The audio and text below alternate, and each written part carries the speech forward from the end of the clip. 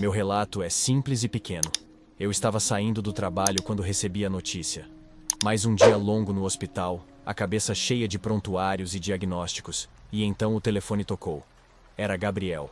Sua voz estava carregada de irritação, e em questão de segundos a discussão se acendeu entre nós. Ele queria falar sobre a ausência, sobre o tempo que eu não passava com ele. Eu já estava esgotado, e talvez tenha dito palavras que não deveria. Palavras pesadas demais, considerando tudo que Gabriel já suportava. Não demorou muito até que o tom de voz dele subisse e, em meio a uma frase qualquer, o som estridente de metal se chocando tomou conta da linha. O acidente tirou Gabriel de mim. Deixou-o preso em um estado de inconsciência, incapaz de ouvir qualquer desculpa ou promessa que eu tentasse fazer. E a cada visita que fazia ao quarto dele, eu sabia que a culpa era minha. Sem mais opções, me voltei para a última esperança que restava: o meu trabalho. O procedimento experimental de recuperação de memórias que estava desenvolvendo, uma tentativa de restaurar a consciência, de trazer Gabriel de volta. Eu só precisava entender o que ele sentia antes daquela chamada final. A primeira sessão foi marcada pela esperança cautelosa. Preparei a máquina, conectando os eletrodos com o cuidado preciso de quem manipulava mais do que simples correntes elétricas. Mexia com o âmago do meu próprio filho. Após iniciar o procedimento, sentei ao lado dele, esperando, como se algum sinal pudesse surgir. Assim que finalizei a sessão, algo estranho aconteceu. Uma visão repentina me tomou. Fragmentos de imagens, cenas que pareciam borrões. Gabriel, criança, sentado sozinho em nosso jardim, olhando para a casa com um ar ausente. Era uma lembrança dele? Talvez uma parte da experiência visual da recuperação de memórias? Por um momento, a realidade pareceu distorcida. Senti a solidão daquela criança. Eu estava lá, mas ao mesmo tempo, ausente, como uma presença fantasma. Encarei o rosto imóvel de Gabriel. Não conseguia evitar a sensação de que havia uma tristeza profunda que eu nunca tinha notado. Alguma coisa naquela lembrança me incomodava. Então decidi procurar mais pistas no quarto de Gabriel. Entre livros antigos e desenhos infantis, encontrei um caderno. Era um diário, repleto de rabiscos e anotações curtas, frases soltas que mostravam pensamentos desconexos. Em algumas páginas, ele falava de um amigo sombrio que aparecia à noite. O tom das palavras me preocupou. Esse amigo parecia estar sempre presente nos momentos de maior solidão de Gabriel, como uma figura que o seguia, se aproximando cada vez mais. Ele descrevia encontros em que se sentia observado, quase perseguido. Eu não sabia o que pensar. Seria algo real ou apenas um reflexo da solidão que ele sentia? Perguntei-me quantas vezes Gabriel se sentira assim, abandonado, enquanto eu estava preso ao trabalho. O caderno fechou-se nas minhas mãos com um peso insuportável. Talvez ele tivesse pedido ajuda silenciosamente, e eu simplesmente não vi.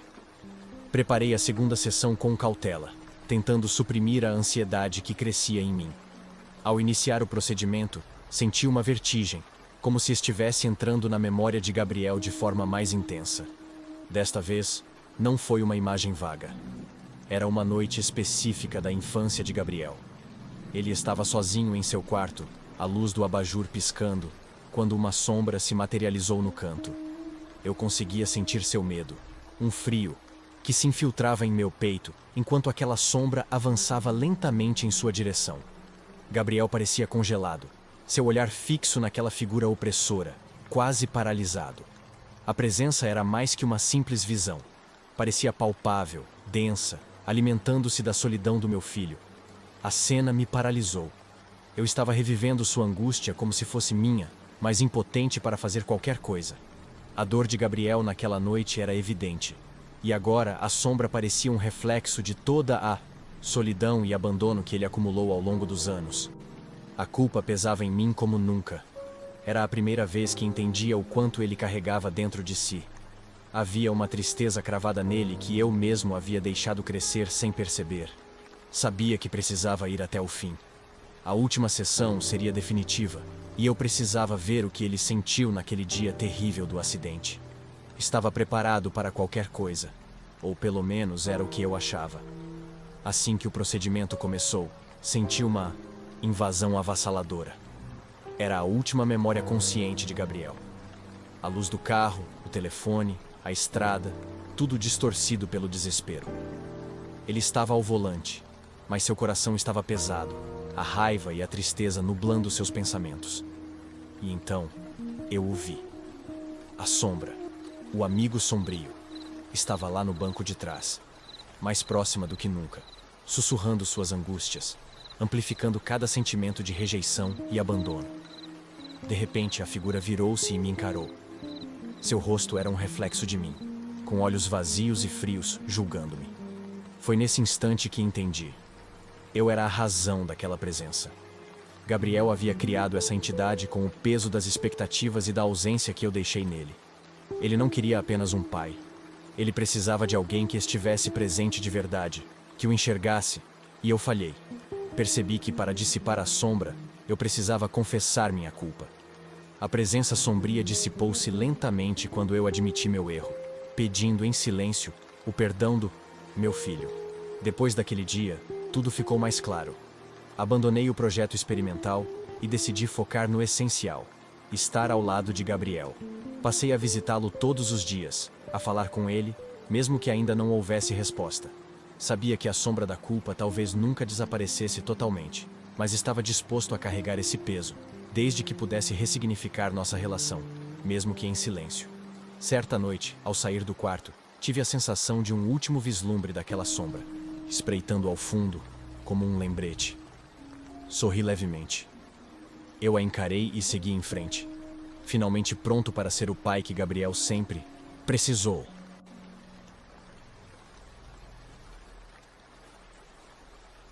O convite chegou em uma noite qualquer, sem aviso.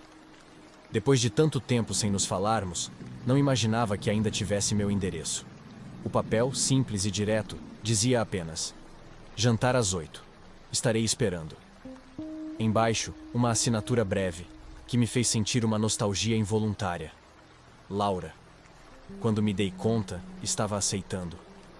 Não tinha certeza se era saudade ou apenas um peso que me empurrava. Mas ali estava eu, subindo as escadas de madeira antiga daquela casa isolada. Havia algo de quase sobrenatural naquela noite. O vento que soprava ao redor parecia sussurrar, e a cada passo, meu coração pulsava mais forte, como se a casa soubesse o que eu carregava comigo.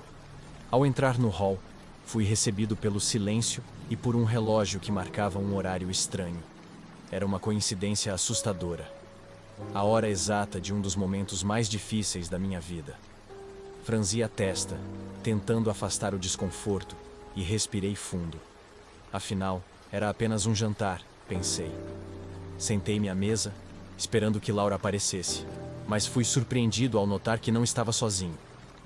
Ao redor, outros convidados estavam dispersos, de costas para mim, conversando entre si em um sussurro baixo que tornava a atmosfera ainda mais tensa. Ao olhar mais atentamente, senti um calafrio. Cada pessoa ali parecia eu mesmo. Reconheci traços específicos de fases da minha vida em cada um deles. Um rapaz ao meu lado trazia o olhar rebelde e impaciente que eu tinha na adolescência. No canto oposto, uma versão mais jovem de mim segurava um copo, como fazia nas noites em que tentava esquecer meus problemas. Havia até mesmo um eu de anos atrás, marcado por decepções que eu sempre tentava enterrar.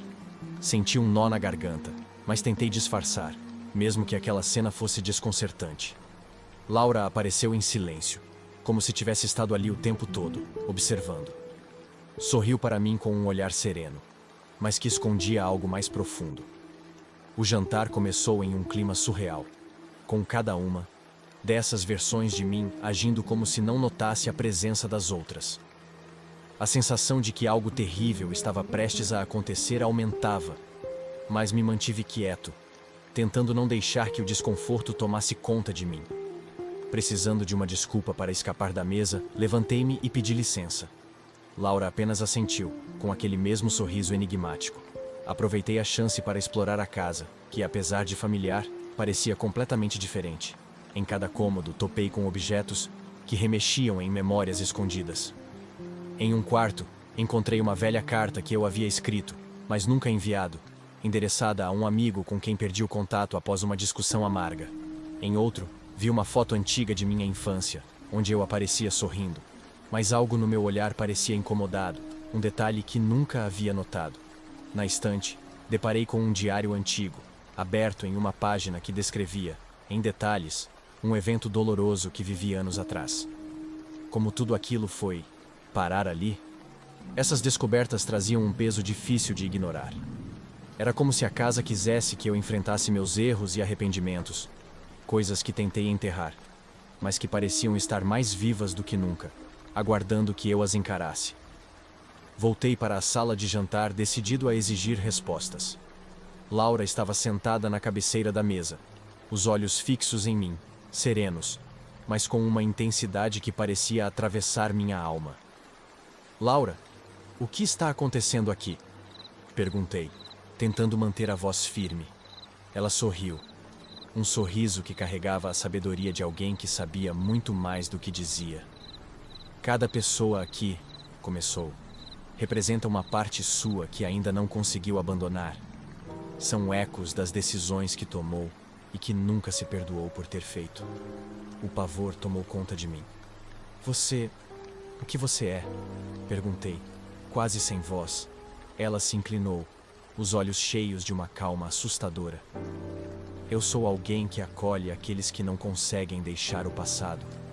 E você, querido, é apenas mais um deles. Senti o ar faltar. Ela não era apenas uma lembrança. Era algo que me prendia ali, alimentando-se dos fragmentos da minha culpa e arrependimento. Me dei conta, enfim, de que estava preso e que não seria fácil escapar. O horror me engolfou. Tentei me levantar, mas a sala pareceu girar, como se as paredes estivessem se fechando. Laura apenas observava, silenciosa. Virei-me para cada versão de mim que ainda estava à mesa, sentindo que precisava enfrentá-los, um a um. Comecei com o mais jovem, aquele que trazia o peso de uma promessa que jamais cumpri. Eu te desculpo, murmurei, e ele pareceu desaparecer. Virei-me para o próximo, aquele que representava as escolhas impulsivas da juventude, e disse com firmeza: eu aceito o que fiz. Aos poucos, encarei cada uma das minhas falhas, sentindo o peso diminuir. Foi doloroso reviver cada momento, mas percebi que, ao aceitar e me perdoar, essas partes de mim se dissolviam. Laura, que antes parecia imponente, agora parecia frágil, como se cada decisão que eu tomava a enfraquecesse. Com um último suspiro, ela murmurou: você está quase livre, mas será capaz de se perdoar por tudo? Em um último ato de coragem, respondi, com toda a convicção que pude reunir: sim. E com isso, Laura desapareceu, levando consigo o peso que eu carregava. Quando dei por mim, estava do lado de fora da casa, a brisa fresca da noite acalmando meus nervos. Senti um alívio profundo, uma leveza que há muito não experimentava. Finalmente, eu tinha enfrentado e aceitado quem fui, e embora ainda houvesse uma dor discreta, sabia que o passado não tinha mais o poder de me controlar. Enquanto caminhava pelo hall de entrada, notei meu reflexo no espelho, e por um breve segundo, vi uma das minhas versões passadas, com um olhar que misturava melancolia e compreensão. Pisquei, e a visão sumiu, mas uma sensação permaneceu. O passado sempre estaria ali, mas agora, como uma lembrança distante, não mais uma prisão.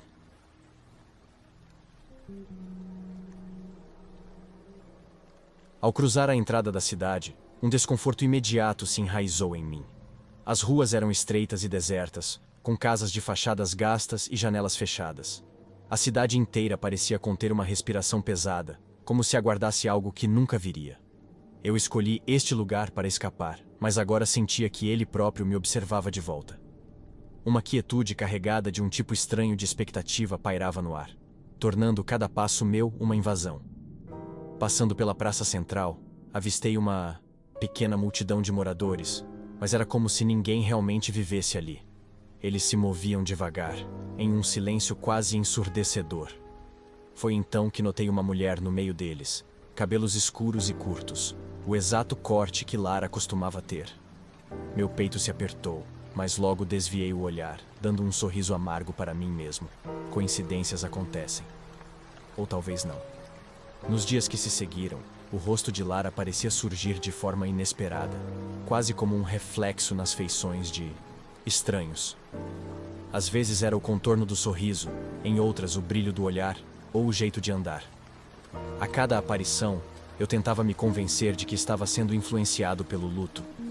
Mas a sensação de estar sendo observado começou a me perseguir, e eu passei a evitar certos caminhos da cidade, tentando escapar dessa presença insistente. Certa tarde, enquanto caminhava perto de uma pequena loja, ouvi alguém atrás de mim sussurrar: "Lembra daquele lugar na praia?" Foi como um soco no estômago. Esse era um detalhe íntimo, algo que apenas Lara e eu compartilhávamos. Virei-me, mas encontrei apenas uma mulher com um olhar perdido, que logo seguiu seu caminho, ignorando minha expressão atônita. Esses encontros me deixavam perturbado e sem paz. A cada novo sussurro ou olhar fugaz, eu sentia como se uma sombra do meu passado estivesse tentando me alcançar. Comecei a questionar o que realmente acontecia ali. Seria minha mente pregando peças? Ou havia algo na cidade, um segredo enterrado, que despertava memórias com tamanha precisão? Com a cabeça cheia de dúvidas, decidi explorar mais sobre a cidade e sua história. Encontrei uma biblioteca modesta no centro e fui recebido por um bibliotecário idoso que, sem me questionar, indicou uma seção com jornais antigos e registros locais. Ali, entre artigos amarelados pelo tempo, descobri referências a eventos inexplicáveis, desaparecimentos sem solução e moradores que alegavam ver parentes falecidos andando pela cidade, como se fossem parte da multidão. O nome da cidade parecia frequentemente associado ao sofrimento dos moradores, como se guardasse os lamentos de cada pessoa que passava por ali. Pedaços da história local revelavam que a cidade era conhecida por sussurros das lembranças, uma espécie de crença antiga de que aqueles que não conseguiam lidar com a perda eram confrontados pelas próprias memórias, quase como um reflexo de sua dor. Com cada página, minha inquietação aumentava. A ideia de que a cidade pudesse realmente abrigar os ecos das memórias das pessoas que sofriam me perturbava profundamente. Eu não acreditava em fantasmas, mas era difícil ignorar o que parecia estar acontecendo comigo. Cada visão e cada sussurro tinham despertado em mim uma verdade que eu vinha tentando esquecer. Voltei para casa confuso, com uma sensação de que algo estava fora de lugar dentro de mim. Eu queria acreditar que era apenas o efeito do luto, mas os rostos na multidão e as vozes familiares estavam indo longe, demais para serem apenas fruto da minha imaginação. Lara sempre parecia estar ali, em fragmentos que se escondiam e revelavam entre os habitantes da cidade. Havia tanto que eu nunca disse a ela, tanto que deixei para trás. Percebi que desde sua morte, eu tentava fugir dos meus sentimentos, mas aqui eles ganhavam forma e voz. As lembranças surgiam e se recusavam a me deixar, forçando-me a confrontar a verdade. E essa verdade era dura. Eu não sabia se estava pronto para realmente deixá-la partir. Por mais doloroso que fosse, agarrar-me a essas sombras de Lara parecia melhor do que a perspectiva do silêncio absoluto. Durante uma madrugada em claro, vasculhando antigas caixas de lembranças, encontrei uma carta que nunca vira antes. Com as mãos trêmulas, li as palavras de Lara, escritas em um tom de despedida que ela nunca expressou em vida. Ela revelava sentimentos de tristeza que nunca compartilhou, lamentos profundos que escondeu de mim para que eu não me preocupasse. Aquelas palavras me atingiram como um golpe. Percebi que ela também carregava suas próprias dores e inseguranças, e que eu nunca soube o quanto ela precisara de mim. A carta me devastou, mas também clareou algo em mim. Entendi que as visões e os sussurros da cidade estavam me forçando a reviver o que Lara tentou esconder. De alguma forma, aquela cidade era um espelho, refletindo meu luto e a culpa que eu mesmo não tinha coragem de encarar. Com o passar dos dias, ficou claro que cada rosto e voz eram um espelho de minha própria dor não resolvida. Era como se a cidade, com suas lembranças assombradas, estivesse me obrigando a aceitar a realidade que eu insistia em evitar. Aqueles fragmentos de Lara, que surgiam em cada pessoa, não eram mais meras coincidências. Eles eram manifestações da minha incapacidade de lidar com a perda. Para que ela pudesse realmente descansar, e para que eu pudesse finalmente me libertar, eu precisava me despedir. Eu precisava encerrar essa dor e aceitar a ausência dela, mesmo que isso me custasse tudo. Naquela noite, enquanto caminhava pela praça, vi Lara mais uma vez, mas desta vez ela me encarava fixamente. Havia tristeza e resignação em seu olhar. Sabia que precisava me despedir, enfrentar a dor que evitava desde o início. Com a voz trêmula, murmurei as palavras que nunca consegui dizer. Eu te amo. Me perdoe por não ter dito isso antes. O vento pareceu suspirar ao redor como uma despedida final. E, lentamente, a imagem dela se dissipou.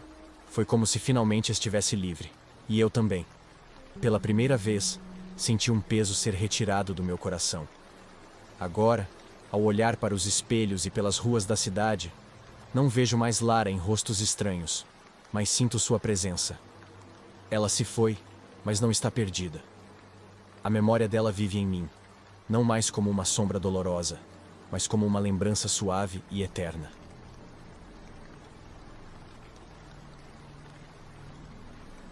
Era uma tarde de céu cinzento quando, caminhando sem rumo, meus passos me conduziram até a entrada de uma cidadezinha esquecida pelo tempo.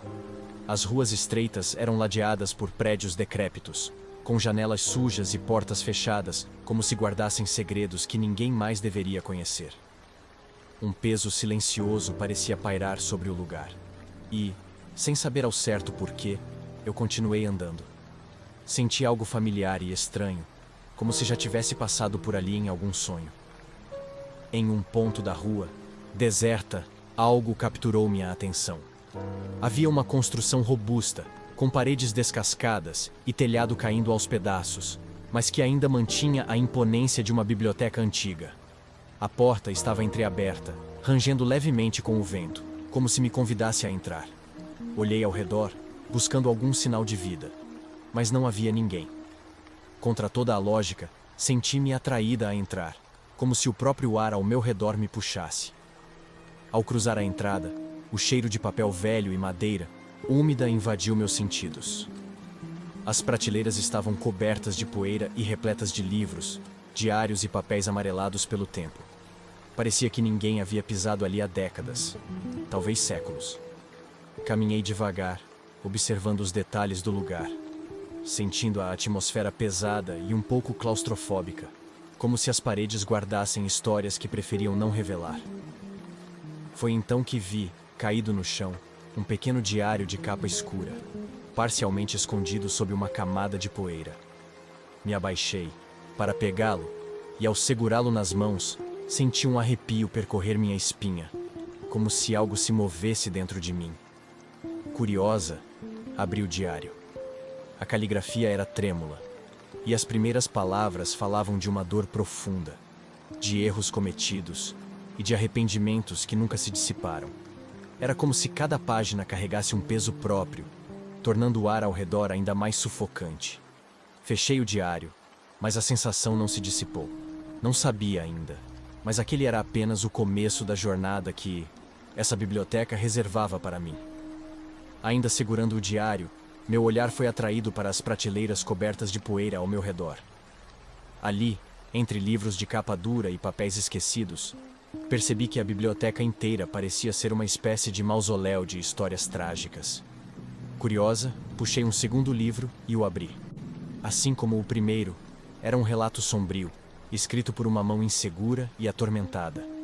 A pessoa relatava erros que haviam desfeito sua vida, um arrependimento tão profundo que parecia ter consumido cada fragmento de sua alma. Folheei outros livros, cada um mais angustiante que o anterior. As histórias de dor e arrependimento traziam à tona algo incômodo dentro de mim. Memórias que eu mesma havia preferido esquecer.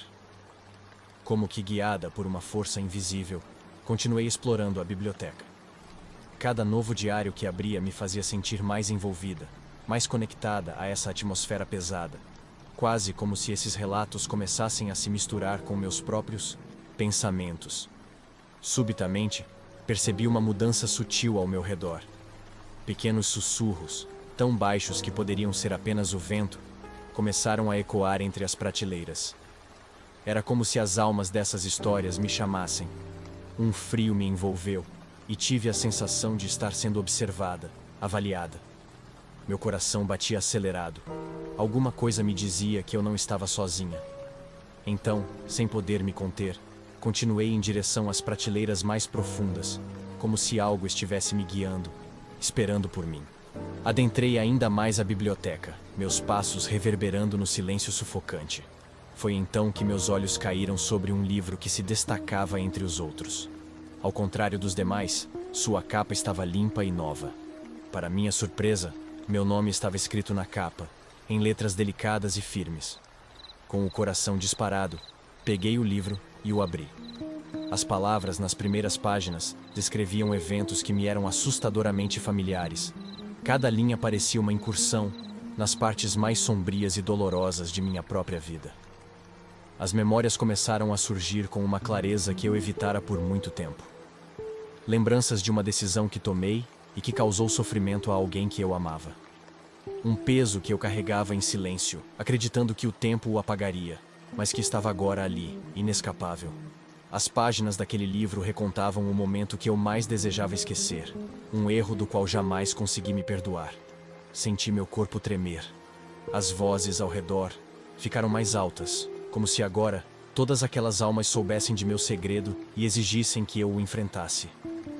Com o livro nas mãos, fui tomada pela terrível sensação de que minha presença ali não era mero acaso. As vozes pareciam rodear-me, clamando por algo que eu mal podia compreender, mas que parecia cada vez mais inevitável. Suas súplicas misturavam-se aos meus pensamentos, e uma sensação de urgência tomou conta de mim. Com o diário em mãos, senti a necessidade de confessar meu segredo, de aliviar o peso que me consumia. As paredes da biblioteca pareciam apertar-se ao meu redor, e como se guiada por uma força além da minha vontade, comecei a escrever nas páginas do meu próprio diário. As palavras jorravam, revelando minha culpa, meu arrependimento, minha vergonha. Revivi, linha após linha, o momento que eu tentava esquecer, a dor que causei e a dor que eu mesma sentia por isso. As palavras no papel pareciam arder, e meu corpo tremia com cada confissão. Quando terminei, o silêncio desceu sobre a biblioteca. As vozes, antes insistentes, tornaram-se sussurros distantes, como se finalmente estivessem satisfeitas. Senti um alívio, mas também uma nova incerteza. Sabia que minha confissão era apenas parte do processo. Havia ainda uma escolha a fazer, um último sacrifício. A biblioteca havia me trazido ali para confrontar meu passado, mas agora exigia uma decisão que mudaria para sempre o rumo da minha alma. Com o diário completo em minhas mãos, me vi frente a uma escolha definitiva. Era como se as prateleiras e os livros ao meu redor esperassem que eu tomasse uma decisão. Deixar o meu diário ali, junto aos outros, ou carregá-lo de volta comigo, mantendo a dor e o arrependimento presos a mim para sempre. Sabia que deixar o diário na biblioteca significava, de certa forma, abandonar uma parte de mim mesma ali. No entanto, a ideia de carregar essa dor para sempre parecia ainda mais insuportável. Fechei os olhos e, com o coração pesado, deixei meu diário numa prateleira vazia. Um leve tremor percorreu o chão e um silêncio absoluto se instalou ao meu redor. Era como se a biblioteca tivesse aceitado meu sacrifício, absorvendo o peso de minha confissão. Senti uma calma estranha, uma paz que há muito tempo não experimentava. Saí da biblioteca, mas, ao olhar meu reflexo em um espelho empoeirado à saída, percebi algo diferente. Uma sombra sutil, um reflexo distorcido, como se a biblioteca tivesse deixado sua marca em mim. Sabia que, embora estivesse livre, aquela experiência havia transformado minha alma de maneira irreversível. E enquanto me afastava, uma última certeza se formou. A biblioteca sempre estaria ali, esperando, pronta para acolher mais almas arrependidas que, como eu, precisavam enfrentar os segredos que se recusavam a desaparecer.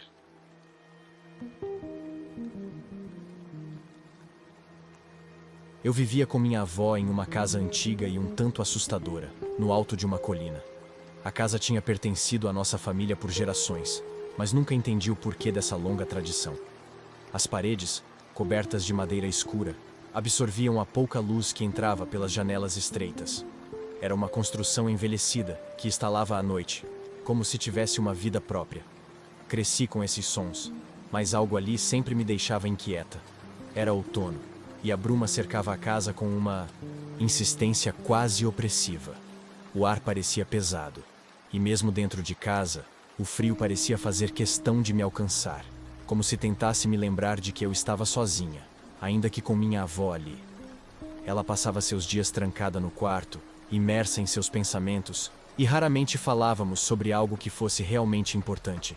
A cada dia, eu sentia que a casa sussurrava, como se quisesse contar segredos, mas que ninguém, nem mesmo eu, estava pronta para ouvir. Foi em uma dessas noites, frias e silenciosas, que tudo começou.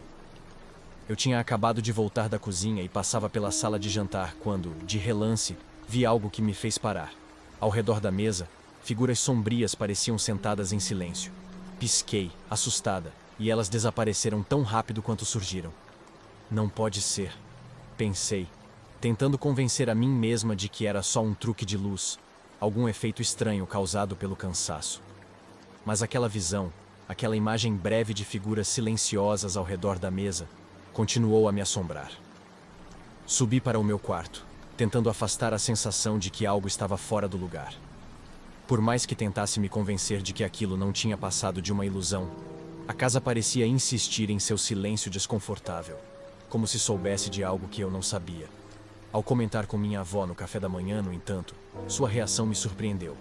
Ela apenas desviou o olhar e, com um tom que misturava indiferença e algo que parecia uma estranha preocupação, murmurou: "Nossa casa guarda segredos, menina.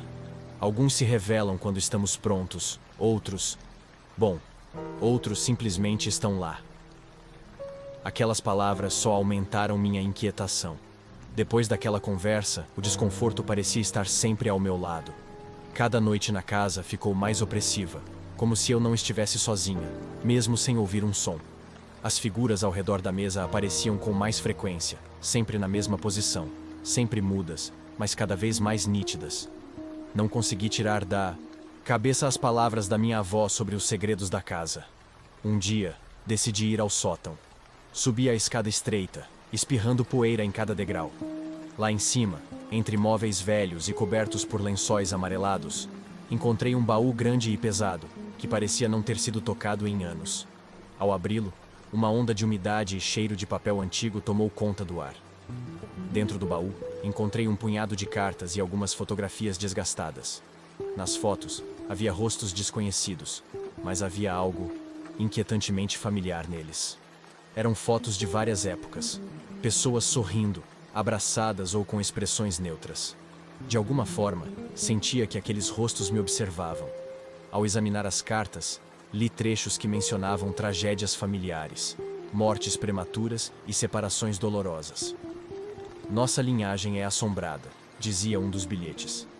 Aquilo parecia absurdo, mas as cartas contavam uma história estranha e fragmentada, sugerindo que nossa família tinha uma ligação com essas almas perdidas.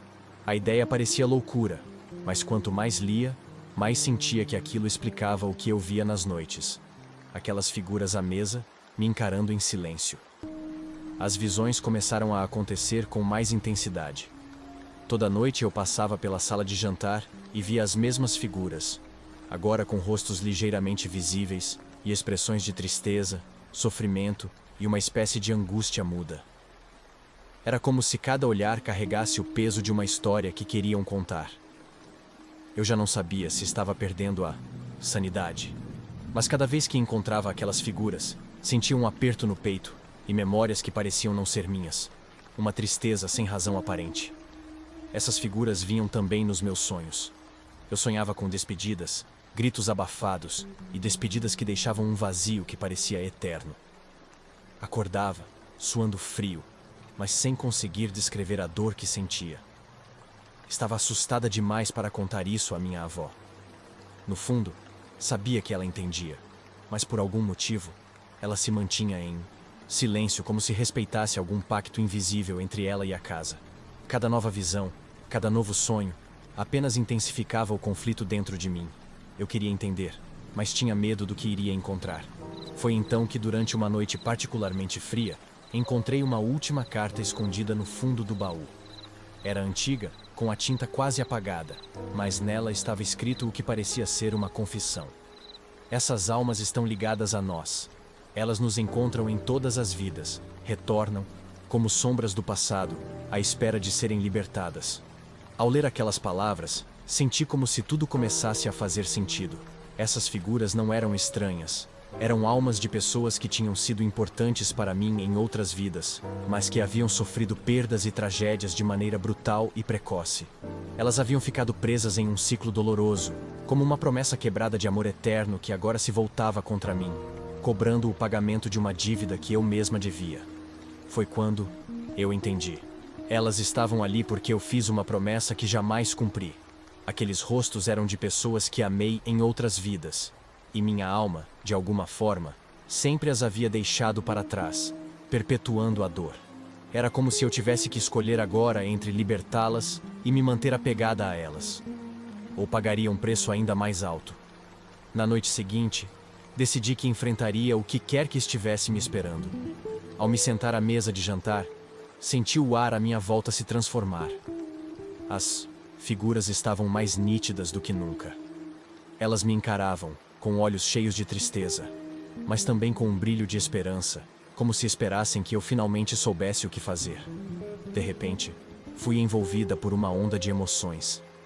Era como se estivesse revivendo cada uma das tragédias, cada despedida que aquelas almas haviam passado. Vi cenas que pareciam estranhamente familiares, uma morte prematura, um amor perdido, uma despedida dolorosa. Cada alma ali parecia me mostrar sua dor, e eu sentia tudo, como se fosse minha. A agonia era esmagadora, mas eu sabia que aquilo era uma escolha. Eu podia continuar apegada a essas lembranças ou finalmente libertá-las. Com lágrimas escorrendo, sussurrei as palavras que eu sabia que precisavam ouvir. Vocês estão livres. Eu não vou segurá-los aqui por mais tempo. Era como se uma barreira invisível se rompesse. As figuras me encararam uma última vez, com expressões de alívio, e, uma a uma, começaram a desaparecer, até que eu estava sozinha à mesa. Depois daquela noite, a casa parecia diferente, mais leve, como se o ar fosse finalmente respirável. Senti que um peso havia sido retirado, mas ao mesmo tempo, havia algo vazio em mim, uma dor que nunca me deixaria. A cada olhar no espelho, via sombras, lembranças vagamente familiares, como se aquelas almas ainda me observassem, mesmo que de longe, como se parte de mim ainda estivesse presa a elas. Minha avó parecia saber o que aconteceu, mas, como sempre, nada disse. No entanto, a expressão em seu rosto carregava algo diferente, uma espécie de alívio, ou talvez compreensão. Ela sabia que eu tinha feito o que era necessário, e talvez finalmente que a casa não guardava mais segredos, mas, para mim, a marca daquela ceia continuaria presente. Eu sabia que aqueles que libertei sempre estariam comigo, e que, de alguma forma, aquela promessa de amor eterno talvez nunca fosse realmente quebrada.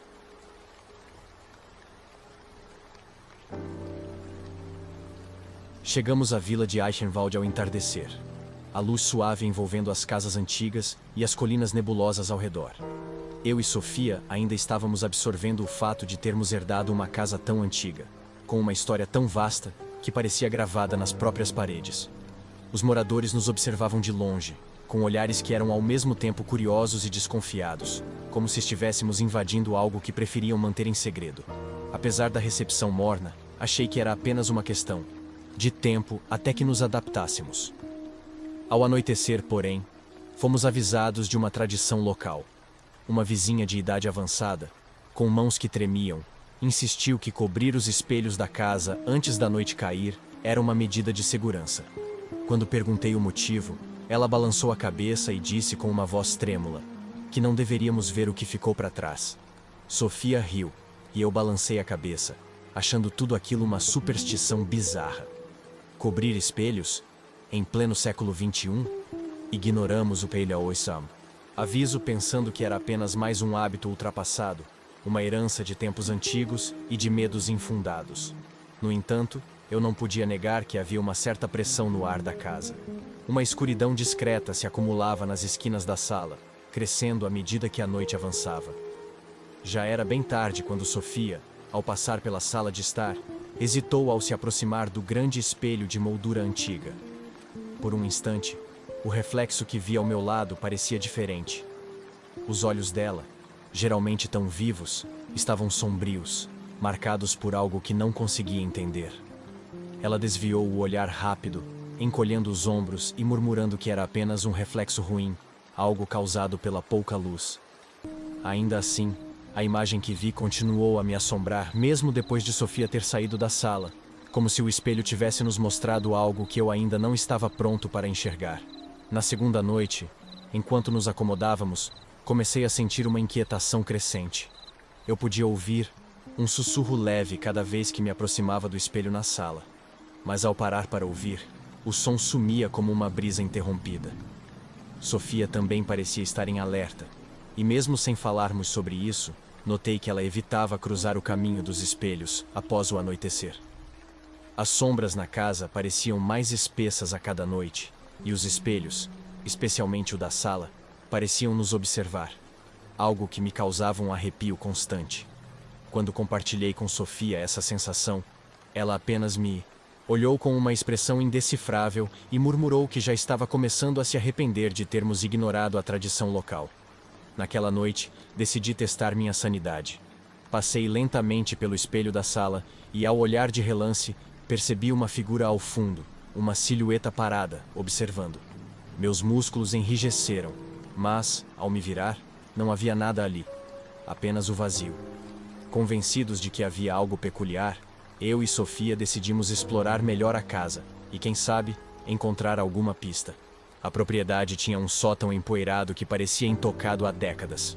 Subimos juntos e ali encontramos uma série de caixas e objetos antigos que provavelmente pertenciam a gerações passadas da minha família. Enquanto remexia nas gavetas, Sofia encontrou um diário antigo, suas páginas amareladas e quase desintegrando ao toque. Pela caligrafia, parecia ser de uma mulher chamada Ana. Começamos a folhear e percebemos que Ana havia descrito experiências muito parecidas com as que estávamos vivenciando. Ela mencionava visões em espelhos e um sentimento de estar constantemente vigiada por algo que não podia ser visto a olho nu. Em suas palavras, olhos invisíveis a seguiam. À medida que líamos o diário, uma sombra de medo tomou conta de Sofia. Ela segurava o diário com força, os olhos fixos em uma passagem em que Ana descrevia uma sensação de arrependimento profundo, como se tivesse cometido um erro terrível. Era como se Ana acreditasse que essas presenças fossem almas, presas, condenadas a vigiar o reflexo de seus próprios erros. Sofia estava cada vez mais perturbada com o que lera, e eu também comecei a questionar a sanidade de tudo aquilo. Cada vez que passava pelo espelho, sentia uma presença, como se houvesse alguém ao meu lado, silencioso e intenso, esperando que eu o encarasse. Sofia, que antes era curiosa, agora evitava a sala de estar e o espelho em particular. Certa noite, tive um pesadelo perturbador. Vi rostos de pessoas que não reconhecia-me, encarando de dentro do espelho, suas expressões uma mistura de dor e acusação. Acordei suando e não consegui mais dormir. As paredes da casa pareciam se fechar sobre nós, e comecei a me sentir desamparado. Sofia sugeriu cobrir os espelhos, mas algo me prendia. Uma curiosidade misturada com um medo impossível de definir. Ao reler o diário de Ana, uma vaga lembrança surgiu. Eu me lembrava de histórias que minha avó contava quando eu era criança, sobre um segredo obscuro, algo que nossa família tentou esconder. A conexão era clara. O que estávamos vivenciando parecia estar ligado ao passado, aos erros de antepassados que talvez tivessem cometido algo imperdoável. Ao encarar o espelho naquela noite, percebi que as figuras que eu via não eram estranhos, mas ecos de minha própria linhagem, como se tivessem algo a me cobrar. Sofia sugeriu que os espíritos que apareciam queriam que eu carregasse o peso dos erros de minha família, como uma espécie de penitência. Quanto mais pensava nisso, mais eu me sentia atraído para o espelho, como se algo estivesse esperando que eu assumisse uma culpa que sequer compreendia. Na última noite, o clima na casa estava insuportável. O espelho na sala parecia pulsar com uma vida própria. Um brilho perturbador emanava de sua superfície. Resolvi encarar o que quer que fosse e me aproximei do espelho, enquanto Sofia observava, pálida e apreensiva. No reflexo, vi rostos que agora reconhecia. Eram meus antepassados, figuras que traziam o mesmo sangue, que corria em minhas veias. E entre eles, vi a mim mesmo, mas em uma versão distorcida, um reflexo marcado por arrependimento.